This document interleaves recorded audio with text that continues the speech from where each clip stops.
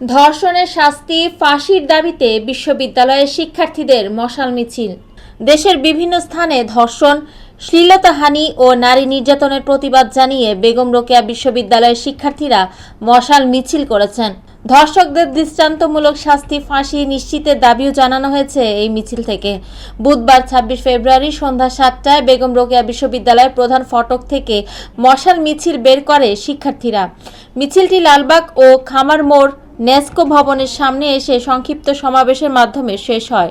মিছিল শেষে সংক্ষিপ্ত সমাবেশে শিক্ষার্থীরা বলেন, গণ অভ্যুত্থানে পরবর্তী সময়ে যারা নারীদের ভয়ভীতি প্রদর্শন করেছে, ধর্ষণ করেছে, অতি দ্রুত তাদের সর্বোচ্চ শাস্তির আওতায় আনতে হবে, তা না হলে কঠোর আন্দোলনের ডাক দেওয়া হবে।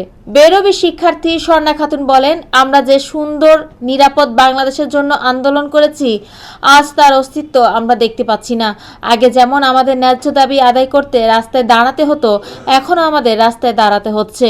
অতি দ্রুত ধর্ষকদের দৃষ্টান্তমূলক শাস্তি ফাঁসি কার্যকর করতে হবে, যাতে করে কেউ কোনো নারীর দিকে খারাপ নজরে তাকাতে না পারে। বেরোবি শিক্ষার্থী আসমা আক্তার বলেন, আমাদের নারীদের নিরাপত্তা কোথায়? কখন আমরা নির্ভয়ে থাকতে পারবো? যতক্ষণ পর্যন্ত ধর্ষকদের শাস্তি নিশ্চিত না হবে, ততক্ষণ পর্যন্ত আন্দোলন চালিয়ে যাব।